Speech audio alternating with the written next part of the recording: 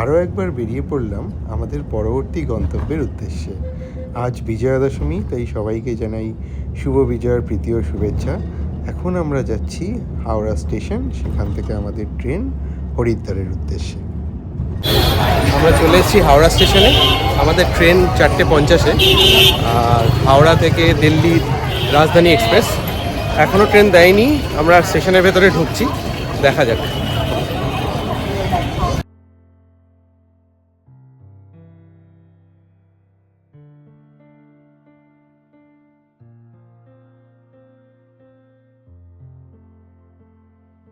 আরেকটা বিষয় বলে রাখি, পুজোর সময় ট্রেনের টিকিটের রাশ খুব বেশি থাকে বলে আমরা ডাইরেক্ট টিকিট হাওড়া থেকে হরিদ্বার পাইনি, ওয়েটিং লিস্ট ছিল। তাই আমরা হাওড়া থেকে দিল্লি যাওয়ার জন্য রাজধানী এক্সপ্রেসে টিকিট কেটেছিলাম। রাজধানী এক্সপ্রেস থেকে দিল্লি যাব এবং দিল্লি থেকে বাসে করে আমরা হরিদ্বারে ঢুকবো, এই ছিল আমাদের প্ল্যানিং।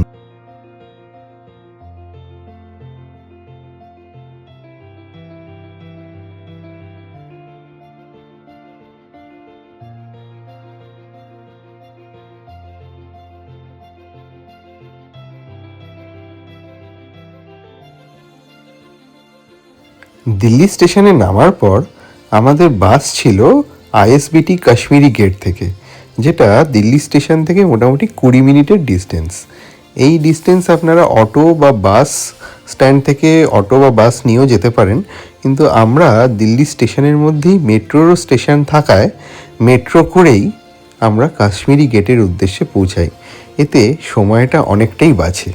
আমরা ওই 5-10 মিনিটের মধ্যেই মোটামুটি কাশ্মীরি গেটে পৌঁছে গেছিলাম।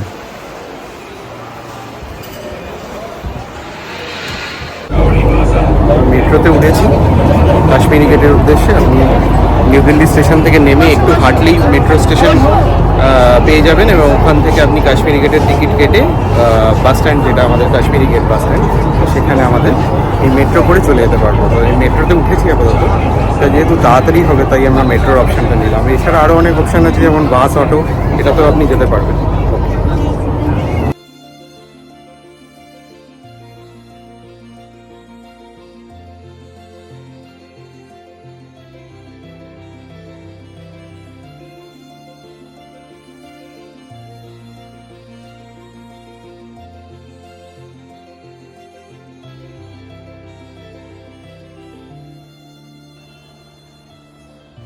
আমাদের বাস সার্ভিস ছিল নিউগো বাস সার্ভিস।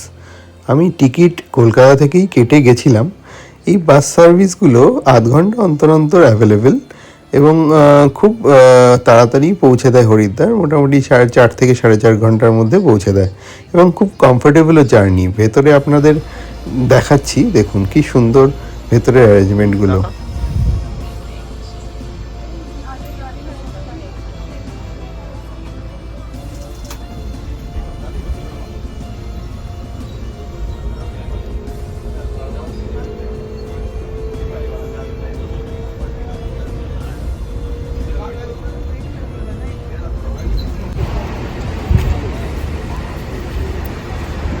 বাস এখন একটু আধা ঘন্টার ব্রেক দিয়েছে আমাদের দুপুরের লাঞ্চের জন্য।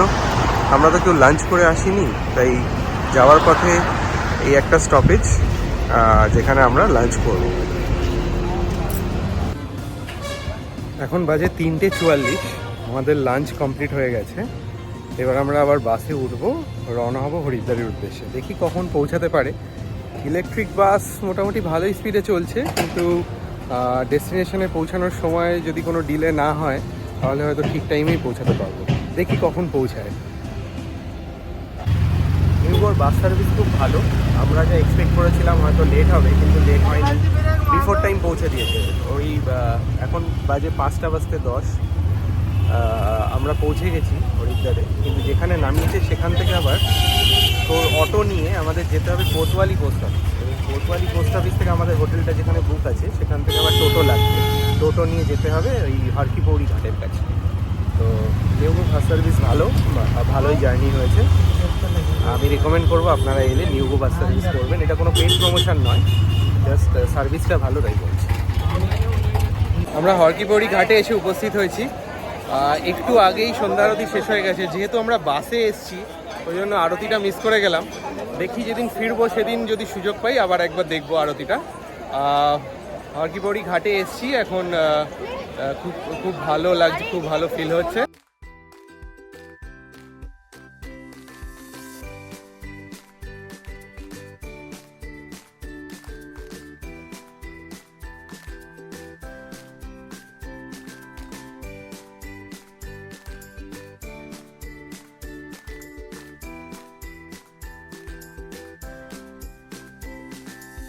সেদিন রাতে হোটেলে বিশ্রাম করে পরের দিন আমরা গাড়ি নিয়ে বেরিয়ে পড়েছিলাম ফাটার উদ্দেশ্যে, কারণ আসল গন্তব্য হলো জয়শ্রী কেদার।